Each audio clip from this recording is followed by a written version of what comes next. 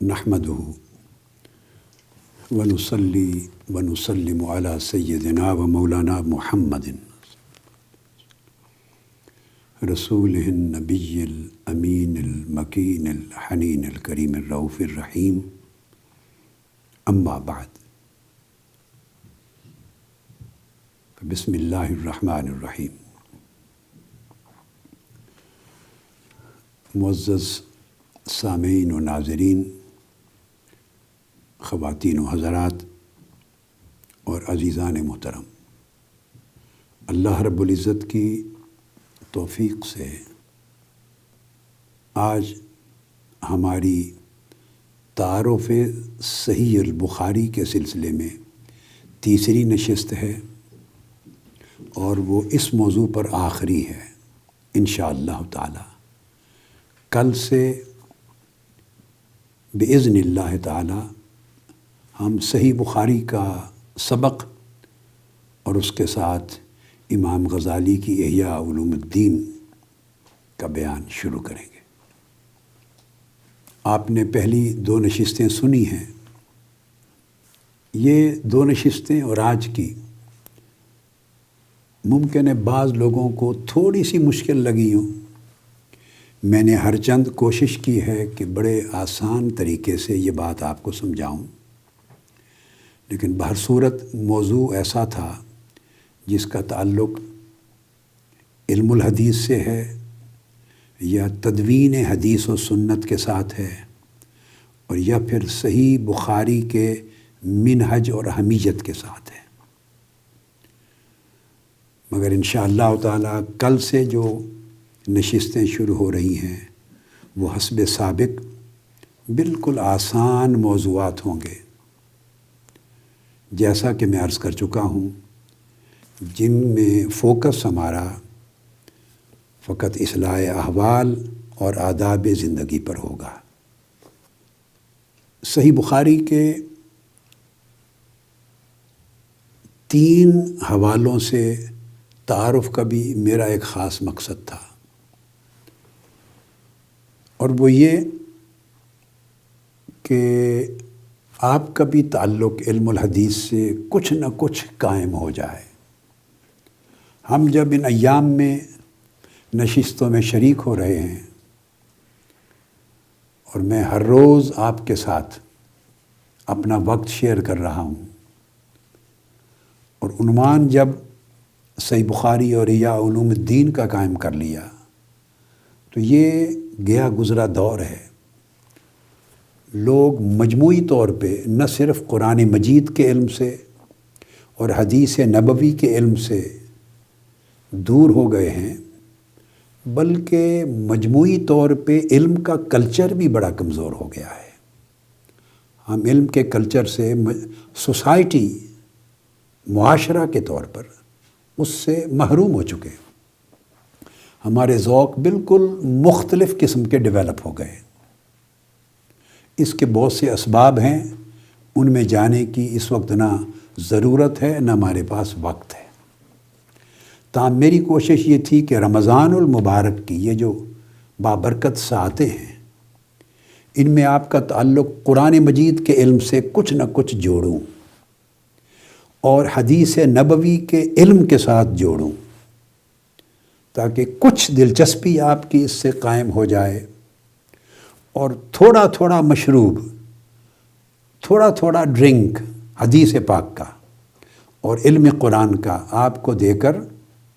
آپ کی دلچسپی بڑھاتا چلا جاؤں اور اس علم سے جہاں تک ممکن ہے آپ کو جوڑنے کی کوشش کروں.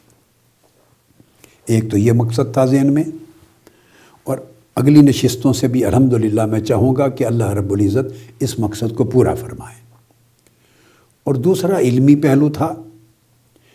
جن میں سے 2 چیزوں کو ہم ایڈریس کر چکے ہیں 2 نشستوں میں،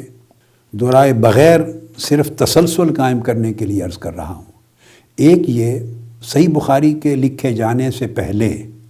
250 سال میں احادیث نبوی کا کوئی گیپ، کوئی ویکیوم، کوئی خلا نہیں تھا. لاکھوں کی تعداد میں احادیث نبوی تسلسل کے ساتھ ان 2 صدیوں میں اویلیبل تھیں. سینوں میں بھی محفوظ تھیں اور کتابوں کے صفینوں میں بھی محفوظ تھیں، اور صحت کے ساتھ منتقل ہوئیں اور محفوظ ہوئیں۔ لہٰذا حدیث نبوی کے بارے میں یہ شک یا شبہ ذہنوں میں وارد کرنا یا اس کو جگہ دینا کہ 250 سال کے بعد بخاری، مسلم، ابو داؤد، ترمذی، نسائی، سیاستہ یہ کتب لکھی گئی ہیں، خدا جانے ان سے پہلے حدیثوں کا ریکارڈ کیا تھا، تو اس کو مشکوک بنانا، اس سے بڑی گمراہی پیدا ہوتی، انسان دین سے دور ہوتا ہے۔ اور اگر حدیث نبوی کی صحت، حقانیت، صداقت اور تاریخ کی معتبر حیثیت جو ہے اس کے اوپر شکوک و شبہات پیدا ہو جائیں تو آپ یوں سمجھیں کہ انسان 75% دین اسلام سے کٹ جاتا ہے۔ قرآن مجید کی شرح ہی ساری حدیث میں ہے، قرآن مجید کی تبیین توضیح بھی ساری حدیث میں ہے، قرآن کے ہر حکم کی وضاحت بھی حدیث میں ہے۔ اگر حدیث نبوی کی ثقاہت پر اعتقاد اور ایمان قائم نہ ہو تو ایک حکم نماز پر بھی عمل نہیں کر سکتے فقط قرآن مجید کی آیات سے، پنجگانہ اوقات پر بھی عمل نہیں ہو سکتا، روزہ، زکوٰۃ، حج اور دیگر احکام الہی میں کسی پر عمل درآمد پرفیکٹ صورت میں نہیں ہو سکتا۔ قرآن مجید تفصیلات اور جزئیات بیان کرنے والی کتاب نہیں ہے، باریک ڈیٹیلز نہیں دیتا قرآن مجید۔ قرآن مجید بیسک پرنسپلز دیتا ہے، بنیادی احکام دیتا ہے، بنیادی اوامر و نواہی دیتا ہے، بنیادی تعلیمات اور ہدایات دیتا ہے۔ ہر حکم جو قرآن مجید میں آتا ہے اس کی تفصیل حدیث نبوی سے معلوم ہوتی ہے، اس کی تشریح حدیث نبوی سے معلوم ہوتی ہے۔ اور اگر حدیث نبوی پر اعتماد نہ رہے تو سمجھے قرآن مجید پر عمل ہی ممکن نہیں ہے، اعتقاد ہی ممکن نہیں ہے قرآن مجید کی تعلیمات پر، اور نہ وہ ہماری عملی زندگی میں نافذ ہو سکتا ہے۔ لہٰذا یہ بہت بڑا ایک بھیانک قسم کا دھوکہ ہے۔ حدیث نبوی کے بارے میں طرح طرح کے شکوک و شبہات پیدا کر کے اگر اس کے بارے میں ذہن متذبذب ہو جائے تو قرآن اپنے آپ ہاتھوں سے چلا جاتا ہے، وہ صرف تلاوت کی کتاب رہ جاتی ہے، ان احکامات کی تفصیلات، تشریحات وہ دستیاب ہی نہیں ہوتی۔ لہٰذا قرآن مجید کو سمجھنے کے لیے بھی اس سے پہلے حدیث نبوی کا دامن تھامنا ضروری ہے۔ یہ بنیادی مقصد تھا۔ تو میں نے تدوین حدیث کے باب میں کہ حدیث کس طرح محفوظ ہوئی، کس طرح مرتب ہوئی، کس طرح مدون ہوئی، کس طرح امام بخاری اور ان کے زمانے تک پہنچی، اس کا پہلی نشست میں کوشش کی کہ محدود وقت میں ضروری حد تک احاطہ ہو سکے، الحمدللہ۔ اور دوسرا جو موضوع تھا وہ دوسری نشست میں، کل کی نشست میں ہم نے کور کر لیا تھا کہ یہ گمان بھی غلط ہے کہ صحیح حدیث صرف وہ ہے جو بخاری میں پائی جائے، اور جو صحیح بخاری میں نہیں وہ صحیح نہیں۔ یہ بھی گمراہی پر یا جہالت پر یا لا علمی پر مبنی تصور ہے۔ اس کو بھی میں نے واضح کر دیا کہ احادیث صحیحہ ہزاروں لاکھوں کی تعداد میں موجود تھی، دیگر ائمہ کے پاس بھی، امام بخاری کے شیوخ اور اساتذہ کے پاس بھی، اور ان کے کلاس فیلوز کے پاس بھی، اور ان کے تلامذہ کے پاس بھی، اور اس سے قبل کی نسلوں میں بھی تھی جو ان کے دادا شیوخ تھے، اور وہ حدیث صحیحہ تھی۔ وہ اتنے معتمد ائمہ تھے کہ امام بخاری نے ان کی سند سے حدیثیں اپنی صحیح بخاری میں لی ہیں۔ اگر انہی کے پاس حدیث کا ذخیرہ ضعیف ہے اور ناقابل اعتبار ہے تو امام بخاری جو ان کی سند سے حدیث اپنی جامع الصحیح میں لے رہے ہیں وہ مستند کیسے ہو گیا؟ 1000 شیوخ سے جن سے حدیث لے رہے ہیں، اور مجموعی طور پہ شیوخ کوئی 1500 کے قریب ہو جاتے ہیں جو صحیح بخاری میں یا صحیح مسلم میں ملا کے 2000 سے زائد ہو جاتے ہیں، جن کی مرویات ہیں اگر وہی ضعیف ہیں اور مجروح ہیں اور متروک ہیں تو ان کی مرویات امام بخاری لے کر اپنی صحیح بخاری کو اصح الکتب بعد کتاب اللہ الباری کیسے بنا سکتے ہیں؟ قرآن کے بعد صحیح ترین کتاب کیسے رہ گئی؟ کیونکہ انہوں نے دیکھیے کوئی ڈائریکٹ احادیث ہوائی سفر کر کے تو امام بخاری تک نہیں پہنچی، خلا سے تو نہیں پہنچی۔ امام بخاری نے شیوخ سے لی، اپنے اساتذہ سے روایت کی، انہوں نے اپنے اساتذہ سے روایت کی، وہ اتباع التابعین تھے، انہوں نے اپنے شیخ سے روایت کی، وہ تابعین تھے، انہوں نے اپنے شیخ سے روایت کی، وہ صحابہ کرام تھے۔ تو کم سے کم 3 افراد کا ایک چینل تھا امام بخاری سے حضور علیہ الصلوۃ والسلام تک، یا 4 افراد کا روات کا چینل تھا، یا 5 افراد کا چینل تھا۔ یہ جو 3، 4 اور 5 افراد راستے میں آتے ہیں، جن کو سند کہتے ہیں، چین آف ٹرانسمیٹرز کہتے ہیں، اگر وہی ضعیف ہوں اور ان کی اپنی چھان بین اگر احادیث کی سند پر جر و تعدیل درست نہ ہو، اور انہیں صحیح اور ضعیف کا، درست اور غلط کا خود امتیاز نہ ہو، وہ خود تمیز کرنے کے قابل نہ ہو، فرق کرنے کے قابل نہ ہو، تو امام بخاری ان کے چینل سے جو لے کے اپنے ہاں درج کر رہے ہیں وہ معتمد کیسے ہو سکتی ہے؟ اور میں ان تمام احادیث اور روایات اور اسانید کا ذکر بھی نہیں کر رہا، وہ جن کو وہ صحیح سمجھتے ہیں، جن کی صحت پر ان کو اعتماد تھا۔ یہاں یہ بات بڑی قابل توجہ ہے کہ امام بخاری نے جب صحیح بخاری مرتب کی، خود اپنی کتاب مرتب کی، صحیح بخاری کمپلیٹ کر لی 16 سال لگا کے، تو اپنے 3 اساتذہ پر یہ بات بڑی اہم ہے، علماء کے لیے، اساتذہ کے لیے، طلباء کے لیے اور عوام الناس کے لیے جو دلچسپی رکھتے ہیں، اپنے 3 اساتذہ پر صحیح بخاری پوری کی پوری پیش کی، انہیں پڑھ کے سنایا، انہیں پیش کی اور ان سے ویریفیکیشن لی، انہوں نے ویریفائی کی ایک ایک حدیث کہ یہ صحیح ہے، تو امام بخاری نے ان کو لیا۔ اگر انہوں نے کہا اس کی سند صحیح نہیں، امام بخاری نے نہیں لیا، یعنی ان پر اعتماد کر کے ایک ایک حدیث کو اپنی صحیح میں درج کیا۔ جن کی پوزیشن اتنی اتھارٹیٹیو ہے، وہ اتنے گارنٹر ہیں حدیث کی صحت کے اور ہر سند کی صحت کے، کہ ان کے انگلی کے اشارے سے حدیث صحیح بخاری میں فائنلائز کرتے ہوئے لے رہے ہیں اور اشارے سے نکال رہے ہیں۔ تو جو ذخائر انہوں نے اپنے پاس ہزاروں لاکھوں حدیث کے مرتب کر رکھے تھے، وہ صحیح کیوں نہیں ہے؟ تمام کتب میں آتا ہے، امام ابو جعفر محمود بن عمر العقیلی روایت کرتے ہیں، اور یہ حافظ ابن حجر عسقلانی کے ہاں، امام نووی کے ہاں، امام عراقی کے ہاں، امام زرکشی کے ہاں، یہاں سے لے کے اوپر امام ابن صلاح، امام نووی، امام سیوطی، ہر ایک کے ہاں یہ چیز دستیاب ہے۔ یعنی اس امر میں بھی کوئی اختلاف اور دوسری رائے علماء میں نہیں ہے کہ جب امام بخاری نے اپنی کتاب الجامع الصحیح مکمل کر لی تو اپنے 3 اساتذہ پر اس کتاب کو پیش کیا، اول سے آخر تک ایک ایک حدیث پڑھ کے سنائی۔ وہ کون تھے؟ امام احمد بن حنبل، دوسرے امام یحییٰ بن معین، تیسرے امام علی بن المدینی۔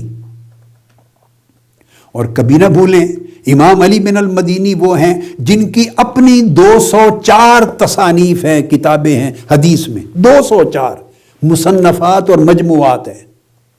ہزاروں لاکھوں حدیث ہیں ان کے پاس۔ امام احمد بن حنبل وہ ہیں جن کو خود 7 لاکھ کے قریب حدیث یاد ہیں، اور 30,000 حدیث کا ان کا اپنا ذخیرہ ہے، مسند احمد بن حنبل۔ امام یحییٰ بن معین وہ اپنے زمانے کے سند تصور کیے جاتے تھے۔ تو تینوں نے جب شہادت دی، توثیق کی، ویریفائی کیا، تو تب امام بخاری نے وہ احادیث اپنی الجامع الصحیح میں فائنل کی۔ یہ کتب میں موجود ہے۔ اس سے آپ اندازہ کر لیں کہ احادیث صحیحہ کے ذخائر رکھنے والے کتنے معتمد اور معتبر اور حجت کی سطح کے ائمہ موجود تھے، اور ان کے ذخائر کتنے حجت تھے۔ یہی پوزیشن امام مسلم کی ہے۔ جب امام مسلم نے اپنی صحیح مرتب کر لی تو ان کے بھی شیخ تھے امام ابو زرعہ الرازی، ان کو پیش کی، یہ بھی کتب میں موجود ہے۔ امام ابو زرعہ کو پیش کی، پوری صحیح مسلم ایک ایک حدیث پڑھ کے سنائی، اور امام مسلم خود فرماتے ہیں، یہ امام مسلم کا قول ہے، کہ جس جس حدیث کی سند پر انہوں نے اشارہ کیا کہ اس میں کوئی علت یا کمزوری ہے، اس کو میں نے نکال دیا، میں نے اپنی جامع صحیح میں درج نہیں کیا، اور جس کو انہوں نے کہا یہ صحیح ہے، اس پر کوئی علت اور کوئی کمزوری نہیں ہے، اس کو میں نے درج کیا۔ یعنی امام ابو زرع الرازی کی 100% توثیق سے امام مسلم نے ہر ایک حدیث کو اپنی جامع میں درج کیا۔ امام نووی سمیت تمام ائمہ نے پھر ان چیزوں کو بیان کیا، اس پر بھی کوئی دوسری رائے نہیں ہے۔ اور امام بخاری کا عرض کر چکا ہوں کہ 3 شیوخ سے اوتھینٹیکیشن لی۔ دیکھیے بخاری اور مسلم دونوں کتابیں وہ ہیں قرآن مجید کے ساتھ صحیح ترین کتب، اور دونوں میں ایک حدیث پر ضعف کا، کمزور ہونے کا الزام نہیں ہے، ایک ہی مرتبے کی ہیں۔ کئی محدثین تو صحیح مسلم کو امام بخاری کی صحیح پر ترجیح دیتے ہیں، اس کو نمبر 1، بخاری کو نمبر 2 مانتے ہیں، مگر اکثریت نے بخاری کو 1، مسلم کو 2 کہا ہے۔ نظم میں پھر صحیح مسلم بہتر ہے، مگر دونوں کا مرتبہ صحت میں یکساں ہے۔ شرائط میں تھوڑا فرق ہے، مگر ان کی قدر و قیمت اور کوالٹی میں فرق نہیں ہے۔ اور امام مسلم نے بھی بیان کیا ہے کہ میں نے اپنی صحیح مسلم میں ہر وہ حدیث جو صحیح ہے اور میرے پاس موجود تھی اس کو سب کو درج نہیں کیا، میں مختصر تیار کر رہا تھا۔ جیسے امام بخاری فرماتے ہیں کہ مجھے شیخ نے، امام اسحاق نے مختصر تیار کرنے کے لیے کہا، ڈیٹیلڈ بک کے لیے نہیں، یہ سمرائزڈ ورشن ہے، مختصر، تاکہ ہینڈی ہو، لوگ آسانی سے پڑھ سکیں۔ تو امام مسلم کہتے ہیں کہ میں نے جب مختصر اپنی مسند تیار کی تو اس میں کون سی حدیث لوں اور کون سی نہیں، میں نے ایک معیار قائم کیا 4 ائمہ کا، 4 شیوخ کا، جن پر چاروں متفق ہوں اور وہ ویریفائی کریں صحت کو، صرف اس کو میں نے لیا ہے، اور جن میں ان چاروں کے مابین بھی اختلاف ہے چھوڑ دیا ہے، حالانکہ وہ حدیث صحیحہ ہے۔ اور وہ 4 کون ہیں؟ وہ امام احمد بن حنبل ہیں، وہ بھی جو امام بخاری کی، صحیح بخاری کی بھی توثیق کرنے والے ہیں۔ دوسرے یحییٰ بن یحییٰ النیشاپوری، تیسرے امام عثمان بن ابی شیبہ، اور چوتھے امام سعید بن منصور الخراسانی۔ امام مسلم کہتے ہیں کہ ان چاروں نے جس حدیث اور سند کو ویریفائی کیا، توثیق کیا، میں نے اسے معیار بنا لیا، حجت، اور اس بنیاد پہ اپنی جامع میں حدیث کو درج کیا ہے۔ اور یہ جو الفاظ ہے انما وضعتها ہونا ما اجمعوا علیہ، جس پر یہ جمع ہوئے، ان کا اجماع ہے، اس کی ایک تعریف بعض ائمہ نے 5 دیگر ائمہ کی بھی کی ہے کہ اس سے مراد ان کی ہے امام مالک، امام سفیان ثوری، امام شعبہ بن الحجاج، امام احمد بن حنبل اور امام عبد الرحمن بن مہدی، کہ جس پر ان 5 کا اجماع ہے، میں نے صرف ان حدیث کو لیا ہے۔ اب آپ اندازہ کر لیں، جن کا اجماع ہے کہ یہ حدیث صحیح ہے، اس کو گارنٹی سمجھ کر، ضمانت سمجھ کر، حجت سمجھ کر امام مسلم لے رہے ہیں، تو جو حدیث لاکھوں کی تعداد میں خود ان ائمہ کے پاس صحت کی گارنٹی کے ساتھ موجود ہے، ان کے پاس، جن کو انہوں نے صحیح سمجھ کے اپنے آپ محفوظ کرا ہے، لہٰذا وہ ذخیرہ کتنا ہوگا۔ یہ چیز کلیئر کر دی، اور میرا خیال ہے، امید جنہوں نے غور سے ان دونوں نشستوں کو بلکہ تینوں کو سن لیا ہے، ان کے ذہنوں میں شکوک و شبہات ان 2 نقطوں پر نہیں رہیں گے۔ اور ایک چیز آخری اس ضمن میں اور بھی ذہن میں رکھ لیں، پھر امام بخاری کے جو الجامع الصحیح ہے، صحیح البخاری، اس کا پھر امتیاز کیا ہے، اس کی ندرت کیا ہے، اس کی سگنیفیکنس کیا ہے، پھر کیا نمایاں پہلو ہے جس کی وجہ سے اس کو اتنا بڑا مرتبہ ملا، اس کو اس نشست کے اب دوسرے حصے میں لے لیتے ہیں۔ یہ بھی ذہن میں رکھ لیں، چونکہ امام بخاری کو خود لاکھ سے زائد احادیث صحیح جو ان کے معیار اور شرط کے مطابق یاد تھی، تو وہ حدیث بھی امام بخاری نے اپنی دیگر کتب میں درج کی ہیں، جن کو اپنی دیگر کتب میں امام بخاری نے حدیث کو سند کے ساتھ لیا ہے اور ان سے احکام ثابت کیے، مسائل ثابت کیے، آداب دین ثابت کیے۔ امام بخاری کو وہ حدیث قبول ہیں تو ان کو دیگر کتب میں لیا۔ یہ مختصر تھی، اس کی شرط بڑی سخت تھی،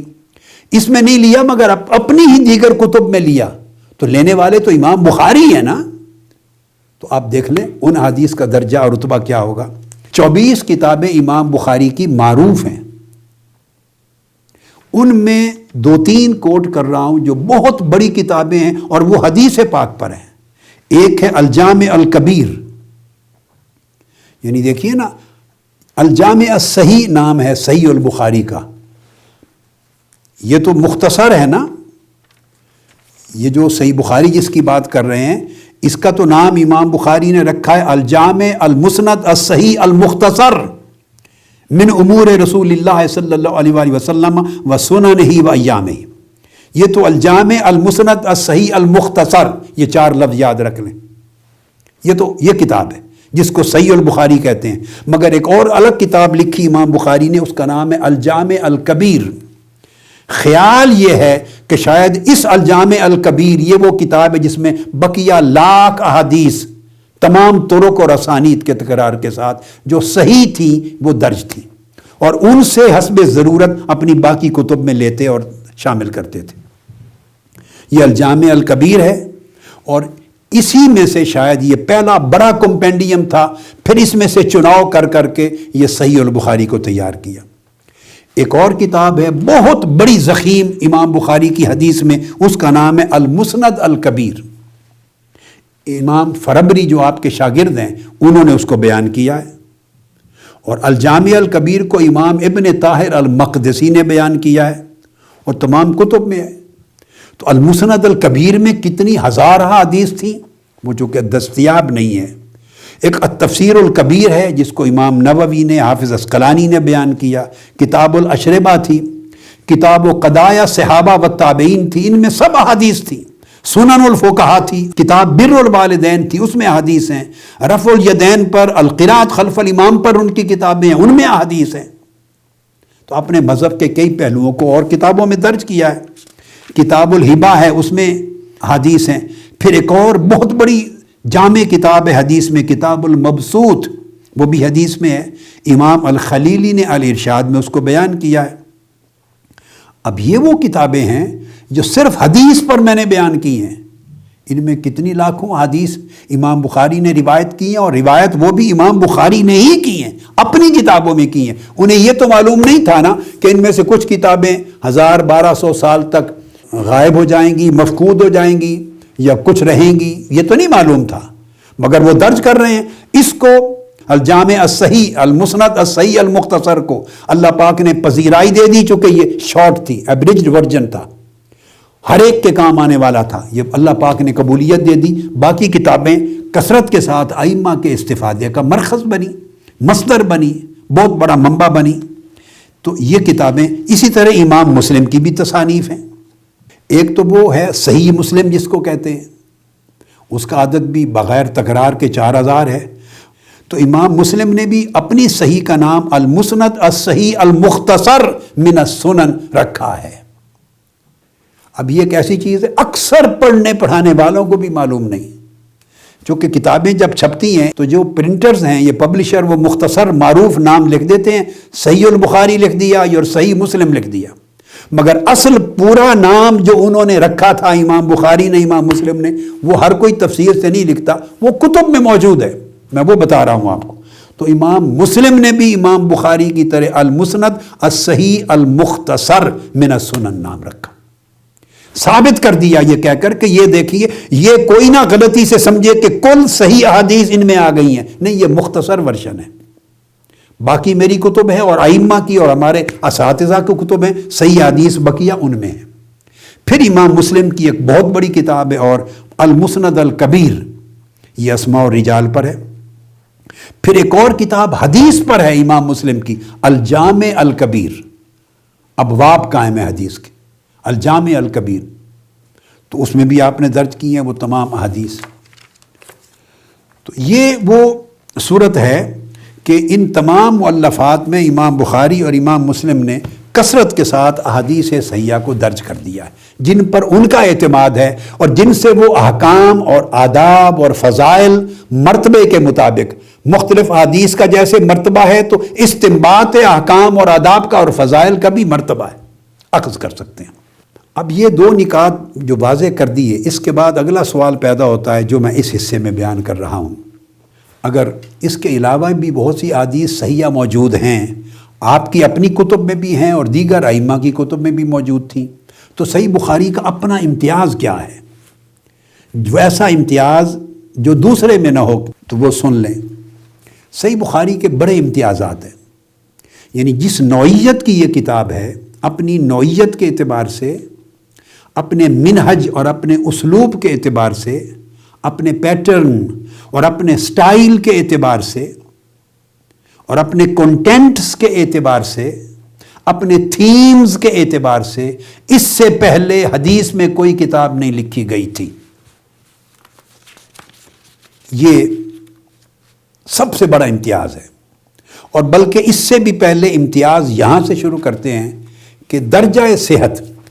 اس سے قبل جتنی کتابیں تھیں امام بخاری سے قبل جتنی لکھی گئیں، ان میں چونکہ زمانہ امام بخاری سے جو پہلے کا ہے وہ زمانہ حضور علیہ الصلوۃ والسلام کے بڑا قریب کا زمانہ ہو جاتا ہے۔ دیکھیے نا، امام اعظم ابو حنیفہ ہیں، 17 حدیث آپ سے ایسی مروی ہیں، 17 جن میں صرف ڈائریکٹلی آپ نے صحابی سے سنی صحابی رسول سے ہیں، درمیان میں اور کوئی واسطہ اور کوئی شیخ نہیں ہے، تو اس میں ضعیف ہونے کا احتمال کہاں رہ گیا؟ پھر سینکڑوں حدیث امام اعظم ابو حنیفہ سے ایسی مروی ہیں جس میں ایک آپ کا شیخ ہے تابعی اور ایک صحابی ہے، سو تابعی ثقہ ہوتے ہیں جیسے صحابی، تو ان سے ضعف کا یعنی حدیث کے ضعیف ہونے کا کوئی شک ہی نہیں ہے۔ کئی ایسی حدیث ہیں ہزاروں کی تعداد میں جن میں 3 کا واسطہ ہے، وہ ثلاثیات ہیں، ثنائیات بھی ہیں، وحدانیات بھی ہیں، ایک واسطے کے ساتھ بھی ہے، درمیان میں 2 ٹیچرز بھی ہیں اور درمیان میں 3 بھی ہیں، ایک تبع تابعی پھر صحابی، آقا علیہ السلام کا فرمان سیدھا۔ اس طرح امام مالک کے پاس بھی درمیان میں چھوٹی سند ہے، امام احمد بن حنبل، یہ سب امام بخاری سے پہلے کے لوگ ہیں، تو زمانہ قریب ترین کا زمانہ تھا۔ تو سند کہتے ہیں چین آف ٹرانسمیٹرز، یعنی کتاب لکھنے والے نے کس امام سے حدیث لی، انہوں نے کس سے لی، انہوں نے ڈائریکٹ صحابی سے لے لی یا جلیل القدر تابعی سے لی۔ جب سند دیکھیے جلیل القدر تابعی تک یا صحابی تک پہنچ جاتی ہے تو یہ اعتقاد ہے، وہ جھوٹ نہیں بول سکتے۔ الصحابۃ کلہم عدول، ہر صحابی جو روایت کرتا ہے وہ مبنی بر سچ ہے، اس میں صداقت ہے، تو صحابی پر جرح و تعدیل نہیں ہوتی، کسی صحابی پر جرح و تعدیل نہیں ہوتی۔ کوئی محدث یہ چاند پھٹک نہیں کر سکتا کہ اس کی بات قابل قبول ہے یا نہیں، بس اتنا ثابت ہو جانا کافی ہے کہ یہ صحابی رسول نے فرمایا، وہ سچ ہے۔ یہ اللہ رب العزت کی طرف سے ان کو ثقاہت اور صداقت کا یہ اجر دیا گیا، مقام اور مرتبہ دیا گیا ہے کہ بس ثابت ہو جائے کہ یہ بات صحابی نے بیان کی، اس پر کوئی چھان پھٹک اور تحقیق اور جرح و تعدیل نہیں۔ اسی طرح جلیل اور قدر تابعی سے ثابت ہو جائے کہ یہ تابعی نے روایت کی کہ میں نے عبداللہ ابن عمر سے سنا، میں نے عبداللہ ابن مسعود سے سنا، میں نے عبداللہ ابن عباس سے سنا، میں نے حضرت علی سے سنا، میں نے حضرت عمر سے سنا، میں نے سیدنا ابو بکر صدیق سے سنا، میں نے سیدنا عثمان غنی سے سنا، یعنی میں نے معاذ ابن جبل سے سنا، میں نے ابو موسیٰ اشعری سے سنا، میں نے ابو سعید خدری سے سنا۔ تابعی جب یہ کہہ دے اس کے بعد آگے کوئی مجال نہیں۔ یہ بعد میں جرح و تعدیل اگلی نسلوں سے شروع ہوا، جب موضوع روایات گھڑنے کا زمانہ آیا اور اباطیل جھوٹی چیزیں دین میں داخل اپنے سیاسی اور اعتقادی مقاصد کے لیے یا بغض و عناد کے لیے داخل ہونے لگی، یا اسلام میں دین میں فتنہ پیدا کرنے کے لیے دین دشمن لوگوں نے یہ عمل شروع کیا۔ اگلی نسلوں سے یہ پرابلم آیا موضوع روایات کا، اور جب موضوع روایات کا آیا تو پھر چھان پھٹک شروع ہوئی، جرح و تعدیل، اس کی پھر ویریفیکیشن شروع ہوئی۔ اس لیے امام ابن سیرین فرماتے ہیں، امام عبداللہ بن مبارک فرماتے ہیں کہ ہم پہلے زمانے میں جو زمانہ تھا، یہ فتنہ موضوع روایات گھڑنے کا جب پیدا نہیں ہوا تھا تو ہم اسناد پوچھتے ہی نہیں تھے کسی سے کہ آپ نے جو حدیث بیان کی اس کی سند کیا ہے، کس سے سنی، کیونکہ ہر بیان کرنے والا تابعی ہوتا تھا اور وہ سچا تھا، اس نے صحابی سے بیان کیا اور وہ سچا تھا، اس نے رسول پاک صلی اللہ علیہ وسلم سے بیان کیا۔ ہم انہیں نہیں کہتے تھے کہ اپنے رجال بیان کرو، سند بیان کرو، چونکہ وہ سند میں ایک بندہ تھا درمیان میں یا 2 تھے یا 3، سارے اصدق تھے، صادق تھے، امین تھے، ثقہ تھے، معتمد تھے، معتبر تھے، وہاں غلط بیانی کا کوئی امکان ہی نہیں تھا، تو سندیں چھوٹی تھی۔ جو زمانہ آگے بڑھتا چلا گیا، جس زمانے امام بخاری آئے ہیں، تو امام بخاری کی پیدائش 194 میں ہوئی ہے، 194 میں ہجری میں، اور 210 ہجری میں آپ نے احادیث کو کلیکٹ کرنے کا اساتذہ سے عمل شروع کیا ہے۔ تو 210 ہجری کا مطلب یہ ہے کہ آقا علیہ الصلوۃ والسلام کے وصال اقدس کو اس وقت 200 سال گزر گئے تھے، اور 3 4 5 نسلیں درمیان میں گزری تھی۔ گو ان کے پاس محفوظ ریکارڈ تھے، سینوں میں محفوظ تھے، مگر یہ وہ زمانہ تھا کہ ہر راوی کی چھان پھٹک ضروری ہو گئی تھی، کیا لینا ہے کیا نہیں لینا، اس آدمی کی ثقافت کتنی ہے، صداقت کتنی ہے، اعتماد کا درجہ کتنا ہے، اس نے جس سے لیا ہے اس کی صداقت کیا ہے، ان کی ملاقات ہوئی تھی نہیں ہوئی تھی، یا کسی اور آدمی سے براہ راست تو نہیں لیا جس کا ذکر نہیں کیا۔ ایک ایک چیز کو بال کی کھال اتارتے تھے فرامین رسول کو قبول کرنے کے لیے۔ یہ وہ زمانہ آ گیا تھا، اس سے پہلے کے زمانے میں اس امر کی ضرورت نہیں تھی۔ لہٰذا ان سے پہلے ائمہ جو احادیث اپنی کتابوں میں مرتب کرتے تھے، تو اگر تابعی سے لی تو تابعی کا نام لکھ کے روایت کر دیا، اور جب تابعی کا نام آ گیا تو ہر پڑھنے والے کو علم ہے کہ یہ تابعی اپنی طرف سے نہیں کہہ رہا، اس نے صحابی سے سنی، اور ان کو یہ بھی علم ہوتا تھا کہ کن کن صحابہ سے اس نے سنا ہے، اور ہر ایک کے پاس ذخیرہ علم تھا، یہاں تک بھی معلوم ہوتا تھا کہ اس نے فلاں صحابی سے سنا، اور دیگر روایات سے معلوم ہو جاتا تھا۔ کبھی موقوف روایت ہوتی تھی، صحابہ سے روایت کر دیا، صرف ان ابی ہریرہ لکھ دیا، ان ابن مسعود لکھ دیا،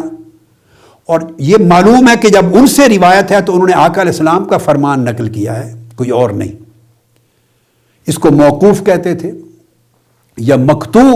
تابعی کی روایت آ گئی، اگر انہوں نے آگے صحابی کا نام نہیں بھی لیا تو ان کے سچے ہونے پر یقین ہوتا تھا، تو اس لیے موقوفات بھی لیتے تھے اور مقطوعات بھی لیتے تھے، مرسلات بھی لیتے تھے، مگر لینے والے خواہ وہ امام مالک ہیں، خواہ وہ امام یحییٰ بن معین ہیں، خواہ وہ علی بن المدینی ہیں، خواہ وہ امام احمد بن حنبل ہیں، خواہ وہ عثمان بن ابی شیبہ ہیں، خواہ امام ابو بکر بن ابی شیبہ ہیں، خواہ وہ امام شافعی ہیں، خواہ وہ امام ابو یوسف ہیں، خواہ وہ امام ابو حنیفہ ہیں، خواہ وہ امام سفیان ثوری ہیں، خواہ امام عبداللہ بن مبارک ہیں، خواہ امام عبد الرحمن بن مہدی ہیں، خواہ وہ امام ابو زرع الرازی ہیں، امام عثمان بن عیینہ ہیں، جنہوں نے لیا ان کو اپنے ایک ایک راوی کا 100% علم ہوتا تھا، اور ان کے تلامذہ کو بھی علم ہوتا تھا، اور وہ سارا ثقافت کا، صداقت کا، اعتماد کا دور تھا۔ سو وہ ضروری نہیں سمجھتے تھے اپنے ذخیروں میں آگے پوری سند کا بیان کرنا۔ زمانہ آگے بڑھتا چلا گیا، جب سند کے بارے میں تحقیق ضروری ہو گئی، ویریفیکیشن ضروری ہو گئی، تو امام بخاری آئے۔ امام بخاری وہ پہلے فرد ہیں جنہوں نے ہر حدیث پوری سند کے ساتھ لی، اس لیے کہ اگلی نسلوں کو مشکل پیش نہ آئے۔ پہلے ائمہ جب کتابوں میں روایات کو درج کرتے تو ان کی سند کی چھان بین طالب علم پر، محقق پر، استاد پر، قاری پر چھوڑ دیتے،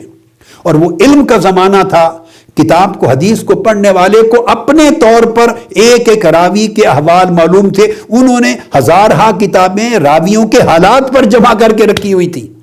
مجموعے مرتب تھے، ہر ایک کے پاس جو حدیث کو سن رہا ہے اس کے پاس ہر حدیث کے ہر راوی کے حالات زندگی موجود ہے، کون سے راوی کس مرتبے کا ہے، کون سا کم درجے کا ہے، کس کی کس سے ملاقات ہوئی ہے، کس سن میں ہوئی ہے، کس شہر میں ہوئی ہے،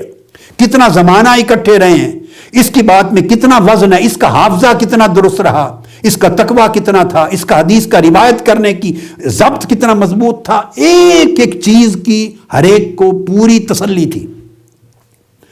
اس لیے وہ ذخیرے محفوظ تھے، مگر وہ اہل علم کے لیے تھے کہ وہ حدیث لیں اور سند کی چھان بین کر لیں۔ امام بخاری کا ترہ امتیاز یہ ہے کہ آپ نے یہ پریشانی قاری پر نہیں چھوڑی، حدیث کی کتاب پڑھنے والے کے ذمے یہ ذمہ داری نہیں چھوڑی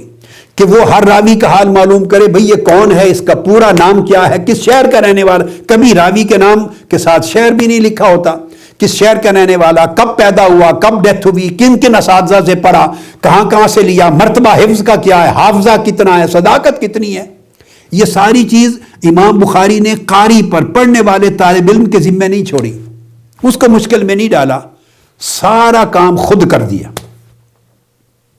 خود کر کے سرٹیفکیٹ دے دیا، گارنٹی دے دی، ویریفائی کر دیا، سرٹیفائی کر دیا کہ میرے اس کتاب کے اندر درج شدہ ہر حدیث کی، ہر سند کی، ہر راوی کی میں نے اتنی تحقیق کر لی ہے کہ قیامت تک اب اس میں کسی راوی پر کوئی شک و شبہ وارد نہیں کر سکتا۔ تو وہ کام جو دیگر کتب پر پڑھنے والے علماء اپنی محنت سے خود کرتے تھے، اور اگر حدیث کی کتاب کسی عام طالب علم کو دی جائے تو اس کو پتہ نہیں چلتا تھا کہ اس کا درجہ کیا ہے۔ وہ کام امام بخاری نے الجامع الصحیح میں کیا، اور یہ فرسٹ ٹائم ان 2 صدیوں کے بعد اس طرح کا کام کیا۔ پوری جر و تعدیل کر دی، پوری تحقیق کر دی، اور ایک ایک سند کو چھان بین کے ساتھ سچا اور محقق کر کے سامنے رکھ دیا۔ اور پھر شرائط اتنی سخت متعین کر دی حدیث صحیح اپنی اس جامع کے لیے، اس کتاب کے لیے اتنی سخت مقرر کر دی شرائط صحت، یعنی سند کو قبول کرنے کی، کہ وہ باقیوں سے بھی زیادہ سخت تر کر دی، چونکہ مختصر کتاب تیار کر رہے تھے۔ مختصر کتاب میں آدمی ایکسٹریم تک جا سکتا ہے، بڑا ذخیرہ ہو تو اتنی ایکسٹریم میئرز نہیں لے سکتا، ایکسٹریم نہ ہو میئرز ہو تب بھی صحیح ہوتی ہے حدیث، مگر ایکسٹریم میئرز تک چلے گئے امام بخاری، ایکسٹریم میئرز تک، اس لیے کہ مختصر تھا۔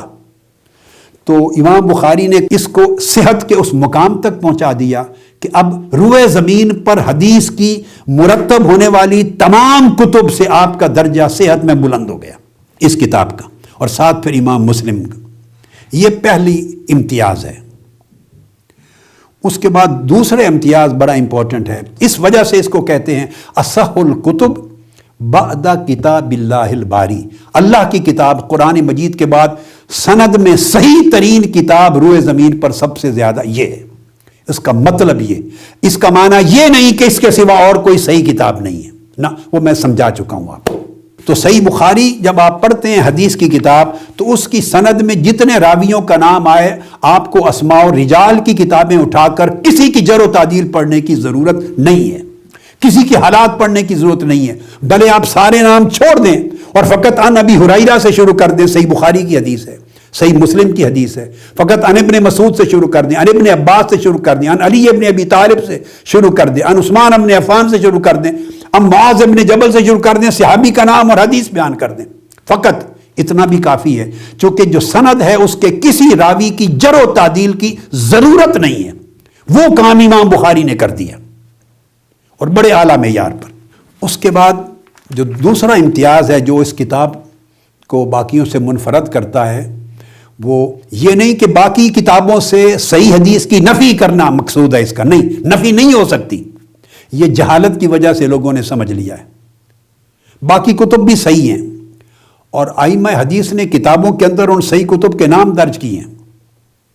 درجنوں کی تعداد میں کتب ہیں جن کو ائمہ نے خود صحیح لکھا ہے۔ تو اس کا باقی امتیاز یہ ہے کہ یہ امام بخاری نے فقط احادیث کو جمع نہیں کیا، یہ بات بڑی امپورٹنٹ ہے، یہ نیا کام تھا جو امام بخاری سے پہلے 2 صدیوں کے اندر یا 150 سال کے اندر جن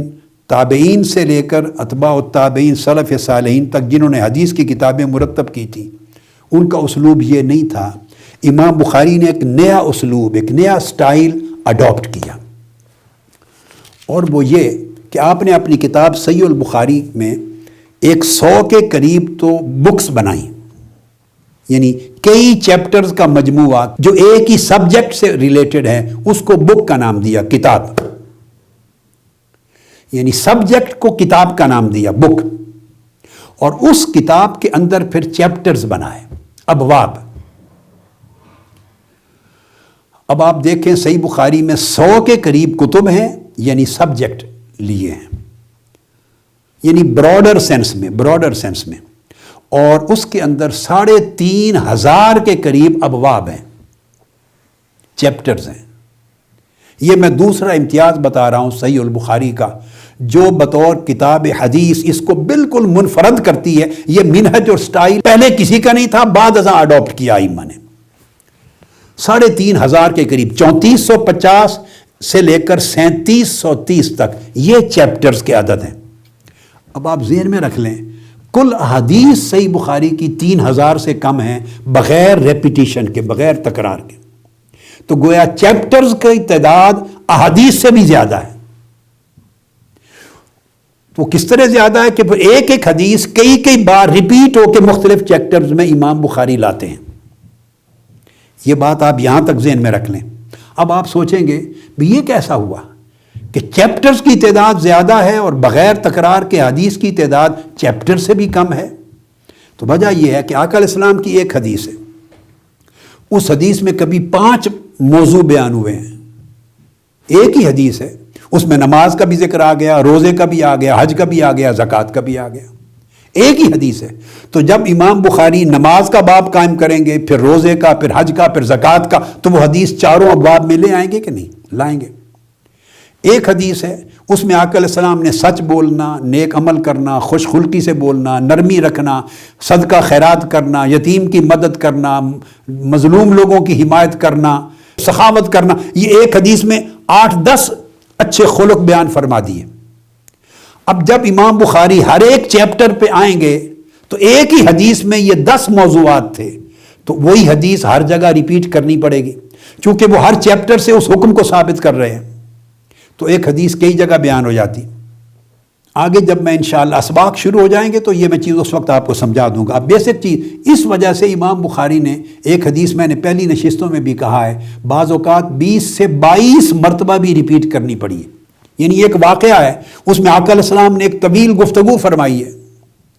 اور اس میں آقا علیہ السلام نے فرمایا جب اذان سنو تو مسجد کی طرف آؤ، اور مسجد کے اندر آؤ، یا اقامت سنو تو نماز کے لیے آؤ، پھر ساتھ اسی میں فرمایا دوڑتے ہوئے نہ آؤ، اسی کے اندر فرمایا بڑے سکون اور وقار سے چلو، عجلت سے کام نہ لو، یعنی تلقین میں 4-5 چیزیں فرمائیں، الگ الگ لفظ آ گئے۔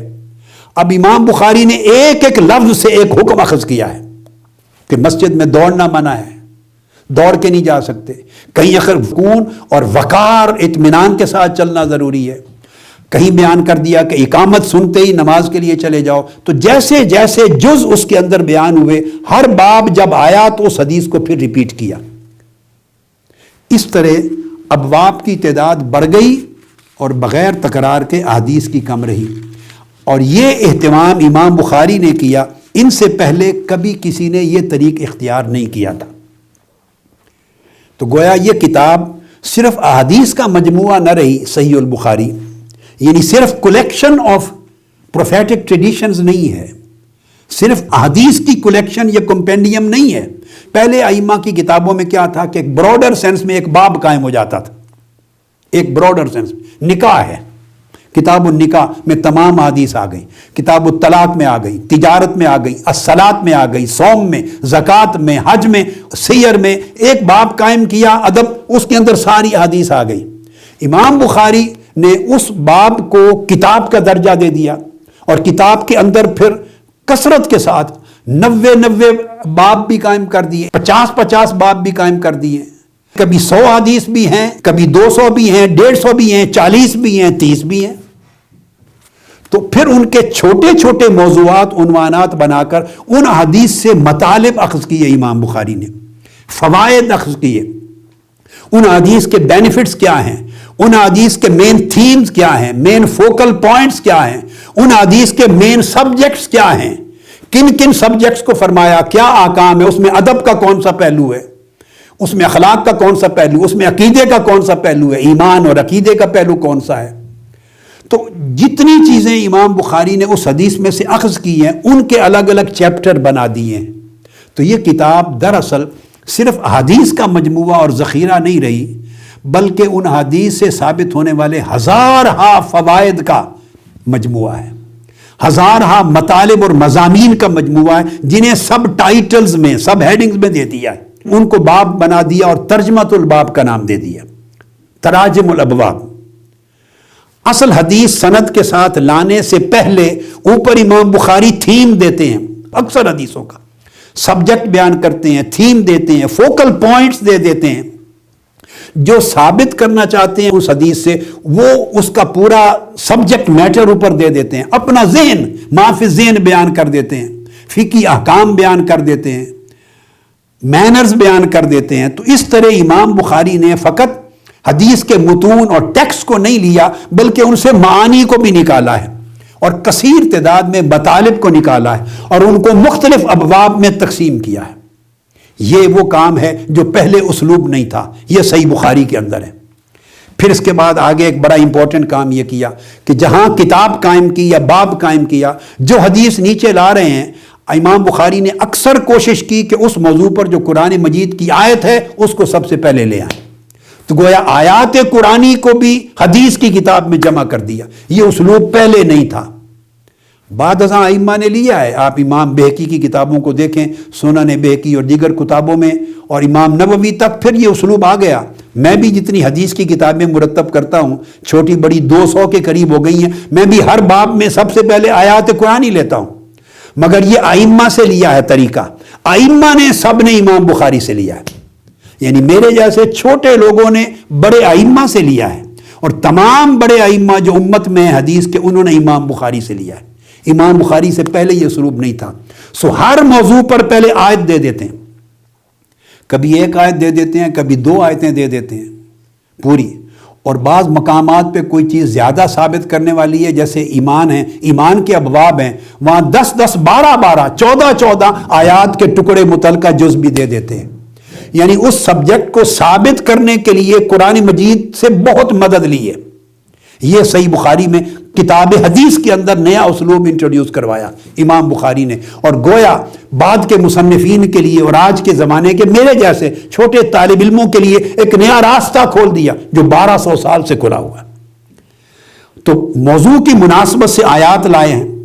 پھر اس کے ساتھ صحابہ کرام کا قول بھی لاتے ہیں. حدیث بعد میں ابھی آئے گی پوری سند کے ساتھ، حدیث بعد میں آئے گی. صحابی کا قول بھی لے آتے ہیں، صرف فقط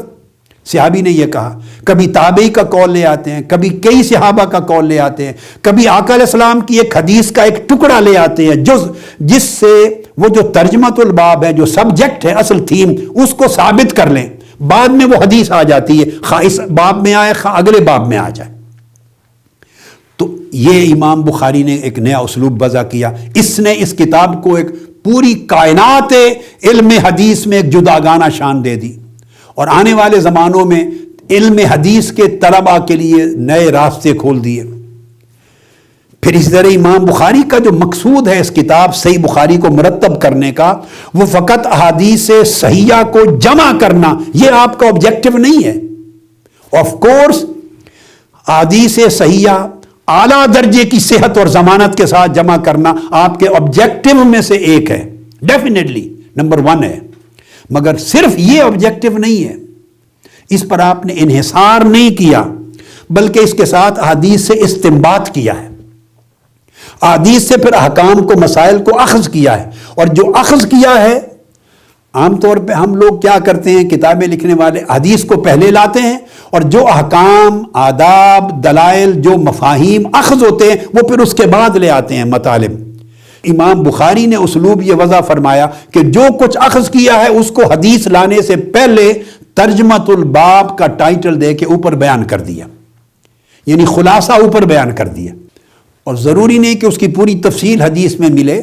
نہیں، اس حدیث سے امام بخاری نے وہ فرماتے میں نے یہ سمجھا ہے. ترجمۃ الباب کا معنی یہ ہے،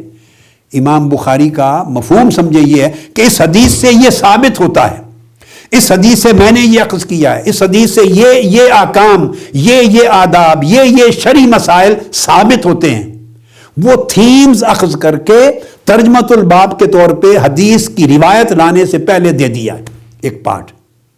ہر کتاب اس طرح شروع ہوتی ہے، کہیں ترجمۃ الباب مختصر ہے، کہیں 1 سطر کا ہے، کہیں 1 صفحے کا ہے، کہیں 1.5-2 صفحات کا بھی ہے، کہیں آدھے صفحے کا ایک پیراگراف ہے. ڈیپینڈ کرتا ہے کہ اس کے اندر کتنا مواد وہ دینا چاہ رہے ہیں.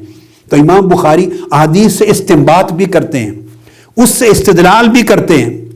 اور جو چیز اس سے ثابت کرنا چاہتے ہیں اس کو پھر طلباء پر، قاری پر پہلے کھول کے رکھ دیتے ہیں. ائمہ حدیث بیان کرتے ہیں کہ امام بخاری سے پہلے 5-6 فنون تھے جن میں حدیث کی کتابیں الگ الگ مرتب کی جاتی تھی. جو میں نے نام لیے ہیں ائمہ کے، پہلے جب کتاب لکھتے تھے تو یہ وہ فن سنت میں لکھتے تھے، فقہ میں. سنہ سے مراد الفقہ، یعنی احکام شرعیہ میں حدیث کی ایک پوری کتاب مرتب کر دیتے تھے. ان کا جو مین تھیم ہوتا تھا وہ فقہی اور شرعی احکام، مگر احادیث نبوی. جیسے امام مالک نے موطا لکھی، امام سفیان ثوری نے پہلے اپنی جامع لکھی، یہ سب امام بخاری سے پہلے. یا دوسرا سبجیکٹ ہوتا تھا تفسیر، قرآن مجید کی آیات کی تفسیر کرتے، مگر کرتے حدیث رسول کے ساتھ. اپنے طور پہ تفسیر بالرائے، اپنی اوپینین سے تفسیر نہیں کرتے تھے، آیت لکھ کر یا آیت کا ٹکڑا صرف وہ حدیث درج کرتے جن میں اس آیت کی تفسیر آئی ہے، جیسے امام ابن جریج نے کی اور دیگر ائمہ۔ تیسرا فن تھا سیر اور مغازی، آقا علیہ السلام کے اسفار، جنگیں، غزوات، سرایا، ان کا بیان کرتے اور ان کے حالات و واقعات کو جمع کرتے، جیسے امام محمد بن اسحاق نے جمع کی۔ تو یہ ایک الگ فن تھا، یعنی ہر ایک فن پر ایک الگ الگ کتاب مرتب ہوتی تھی، ایک فن میں دوسرے سبجیکٹ عام طور پہ داخل نہیں ہوتے تھے، سبجیکٹ وائز کتاب الگ رہتی تھی۔ ایک سبجیکٹ تھا الزہد والرقائق، جس کو بعد کی دنیا میں ائمہ اور اکابر نے تصوف اور سلوک کا نام دیا، اوائل وقتوں میں اسی کو الزہد والرقائق کہتے تھے۔ تو اس کے اوپر امام عبداللہ بن مبارک نے پوری کتاب لکھی، کتاب الزہد والرقائق، امام ابن جریج نے کتاب لکھی زہد والرقائق، اور دیگر ائمہ کی۔ تو گویا یہ کتابیں بھی تھیں، اس میں صرف زہد اور رقائق بیان ہوتے۔ ایک پانچواں سبجیکٹ تھا ادب، لوگوں کے ساتھ مینرز، آداب، ملنا کیسے ہے، مصافحہ کیسے کرنا، اٹھنا کیسے، بیٹھنا کیسے، بڑے سے کس طرح، چھوٹے سے کس طرح، بچوں کے ساتھ کس طرح ملنا، دوست دشمن کے ساتھ، مہمان کی ضیافت کس طرح کرنی، کھانا کس طرح کھانا ہے، ختم کس طرح کرنا ہے، دعا کیسے کرنی، سونا کیسے ہے، جاگنا کیسے ہے، لوگوں سے میل ملاقات، معاملات، یہ جو روز مرہ زندگی کے معاملات ہیں، ڈیلنگز، بیہیویئرل میٹرز، تو بیہیویئر کو لیتے اس میں مینرز کو بیان کرتے، جیسے امام ابن ابی شیبہ خود امام بخاری اور امام مسلم کے شیخ ہیں، ان سے پہلے ان کی کتاب ہے الادب پر۔ تو اس طرح ادب پر بھی کتابیں ہوتی تھی الگ، اور وہ ہوتی حدیث کی تھی۔ امام بخاری کی بھی کتاب ہے الادب المفرد، صرف آداب درج ہیں، وہ پھر احکام کو نہیں لیتے تھے، سیر مغازی کو نہیں لیتے تھے، دیگر فقہی مسائل کو نہیں لیتے تھے، تفسیر کو نہیں، باقی سبجیکٹ کو اس میں داخل نہیں کرتے تھے۔ تو یہ بھی ایک طریق تھا۔ تو اس طرح فقہ کی کتابیں پوری پیورلی فقہ کے اعتبار سے، جیسے امام اعظم ابو حنیفہ کی روایات کو امام ابو یوسف القادی نے جمع کیا کتاب الآثار میں، امام محمد بن حسن الشیبانی نے کتاب الآثار میں جمع کیا، امام مالک کے الموطا کی طرح، تو اس میں پھر وہ صرف احکام فقہ کو ڈیل کرتے تھے، مگر احادیث نبوی خواہ اس میں مقطوعات ہوں یا موقوفات ہوں یا مرسلات ہوں۔ تو یہ 5-6 الگ الگ سبجیکٹ تھے، ہر سبجیکٹ پر ایک الگ انڈیپینڈنٹ کتاب لکھی جاتی تھی، ایک کتاب میں 2 ڈیفرنٹ 3 سبجیکٹ جمع نہیں کرتے تھے۔ امام بخاری نے ایک نیا منہج، ایک نیا سٹائل انٹروڈیوس کیا، آپ نے صحیح بخاری میں یہ سارے سبجیکٹس اور یہ سارے سٹائل کو یکجا کر دیا۔ بعض ائمہ عقائد پر لکھتے تھے، فرق العقیدہ، اس کو نام السنہ کا بھی دیتے تھے، الشریعہ کا بھی دیتے تھے پہلے زمانوں میں۔ تو وہ امام بخاری نے عقائد بھی لے لیا اپنی کتاب میں، اور فقہ کے تمام احکام شریعہ وہ بھی لے لیے، آداب بھی سارے اپنی کتاب میں لے لیے، سیر اور مغازی بھی لے لیے، تفسیر بھی لے لی، اور زہد اور رقائق بھی لے لیے۔ الغرض جتنے موضوعات الگ الگ جن پر حدیث جمع کر کے ایک کتاب بنائی جاتی تھی، امام بخاری نے وہ سارے اسالیب اپنی کتاب میں جمع کر لیے۔ اس کا نام رکھا اس لیے الجامع الصحیح المسند المختصر، یا الجامع المسند الصحیح المختصر، تو تمام موضوعات اس کے اندر لے لیے۔ اس کو امام نووی نے بیان کیا ہے، حافظ ابن حجر اسقلانی نے، تمام ائمہ نے صحیح بخاری پر گفتگو کرتے ہوئے ان چیزوں کو بیان کیا، مگر بہت سی کتابوں میں یہ چیزیں متفرق ہیں، جو میں یکجا کر کے سمجھے ایک ڈش میں آپ کو دے رہا ہوں۔ سینکڑوں کتابوں میں ائمہ نے ان چیزوں کو متفرق بیان کیا ہے۔ پھر امام بخاری جب احادیث کا اعادہ کرتے ہیں، مختلف ابواب میں ریپیٹ کرتے ہیں، تو اس کا مطلب بھی حدیث کے مختلف دقائق کو سبجیکٹ وائز مختلف جگہوں پر واضح کرنا، اجاگر کرنا، اور اس میں سے لطائف اور فوائد کا استنباط کرنا، ڈیرائیو کرنا مختلف چیزیں، وہ مقاصد لے کر گویا دین اور شریعت کی تعلیمات، ہدایات اور علوم اور معارف، یہ احادیث کے ایک ایک لفظ سے، ایک ایک جملے سے نکال کے ایک پورا سمندر پیدا کرتے چلے جاتے ہیں۔ ان کا مقصد ٹیکسٹ کو جمع کرنا نہیں تھا کہ بہت سارے ٹیکسٹ جمع ہو جائیں یا بہت ساری سندات اسانید جمع ہو جائیں، بلکہ ان کے ساتھ استنباط کر کے معنی، مطالب شرعی، دینی، علمی، ادبی، فقہی، روحانی، اخلاقی، ساری چیزیں ایک جمع کر کے حدیث صحیحہ کے ذریعے امت کو دیا جائے۔ اس میں زہد اور ورع بھی تمام چیزیں آ جاتی۔ پھر اس طرح امام بخاری تراجم الابواب جب بناتے ہیں تو میں نے کہا کبھی صرف صحابی کا بغیر سند کے تراجم میں سند نہیں دیتے، صحابی کا حوالہ دے دیا، تابعی کا حوالہ دے دیا، کبھی آقا علیہ السلام کی حدیث کا ایک ٹکڑا دے دیا، متن کا ٹکڑا دیا، کوئی سند نہیں دی، قرآنی آیات دے دی، اقوال دے دیے، تاریخی حصہ کوئی سیر کا دے دیا، دے کے تھیم جب مکمل ہو گیا اس کے بعد امام بخاری اپنے اسلوب کے مطابق پوری کامل سند کے ساتھ حدیث لے آتے ہیں، گویا اس سے جو احتجاج اور استناد کرنا ہے، جو ثابت کرنا ہے، وہ پہلے بیان کر دیتے۔ اور بعض ایسے مقامات بھی ہیں کہ آپ نے ایک باب قائم کر دیا، صرف آیات قرآنی بیان کر دی ہیں اور حدیث کو اگلے چیپٹر میں جا کے شروع کیا، اس میں جب کچھ اقوال بیان کر دی ہیں، اس طرح بھی کر دیا امام بخاری نے۔ کئی فتاوی صحابہ دے دیتے ہیں اس تھیم کو ثابت کرنے کے لیے، یعنی کوشش کی ہے کہ ہر چیز ضروری ایک سبجیکٹ کے تحت اس کے اندر اشارتاً یا تفصیلاً جمع ہو جائے۔ اور اس کے ساتھ پھر یہ کتاب تراجم الابواب کی شکل میں فقہ البخاری بن گئی ہے، وہ امام بخاری کی اپنی فقہ بن گئی ہے۔ ان کے بارے میں بعض لوگوں کا خیال ہے، شاید وہ خود سمجھتے ہوں کہ وہ ایک فقیہ مطلق ہیں، یعنی مذاہب فقہ میں کسی کے ایک مقلد نہیں تھے، خود اپنے آپ کو مجتہد مطلق کے درجہ سمجھتے تھے، اور اس کتاب نے ثابت بھی کیا کہ بڑا اونچا درجہ تھا، مجتہد کا درجہ تھا۔ لہٰذا اس لحاظ سے مختلف طرق سے، مختلف الفاظ سے، مختلف روات سے چیزیں لا کر وہ اپنے فقہی مذہب کے مطابق اپنی فقہ کو ثابت کرتے ہیں۔ اب کسی کا اگر فقہ کے ساتھ اختلاف ہو سکتا ہے، اس کے لیے واجب نہیں ہے وہ امام بخاری کے فقہی مذہب کو لے، وہ مقلد ہے امام اعظم ابو حنیفہ کا۔ میں نے عرض کر دیا احادیث صحیحہ ہزارہا دیگر کتب میں موجود ہیں، وہ اپنے مذہب کو دیگر احادیث صحیحہ سے لے۔ حدیث صحیح کسی کتاب کے اندر ہونے کی محتاج نہیں ہے، وہ سند کی محتاج ہے۔ سند صحیح ہو،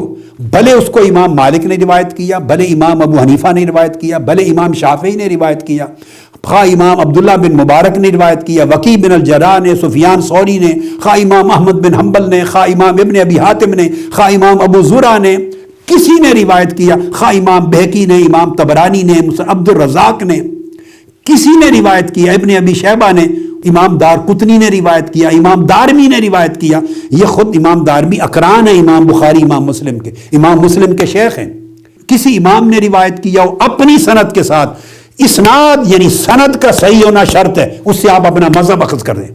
عقائد اخذ کریں، احکام اخذ کریں۔ اس کے لیے شرط نہیں کہ بخاری میں ہو یا مسلم میں ہو یا ابو داود میں ہو یا نسائی میں ہو یا فلاں کتاب میں ہو یا فلاں میں نہ ہو۔ حدیث صحیح کے لیے سند شرط ہے، کتاب شرط نہیں ہے، کوئی مصنف شرط نہیں ہے۔ راویوں کی سند شرط ہے، جو آقا علیہ السلام تک پہنچتے ہیں وہ صحیح ہوں، بس اس حدیث پہ آپ اپنے مذہب کی بنیاد رکھیں، جس طریق پہ چلتے ہیں ان سے لے لیں۔ مگر میں آپ کی معلومات کے لیے بیان کر رہا ہوں کہ وہ اپنی جگہ ایک فقہ البخاری بھی ہے، جیسے فقہ الحنفی ہے، فقہ المالکی ہے، فقہ الشافعی ہے، فقہ الحنبلی ہے، اور اثنا عشریہ ہمارے احباب کی فقہ الجعفری ہے، تو یہ فقہ البخاری بھی ہے۔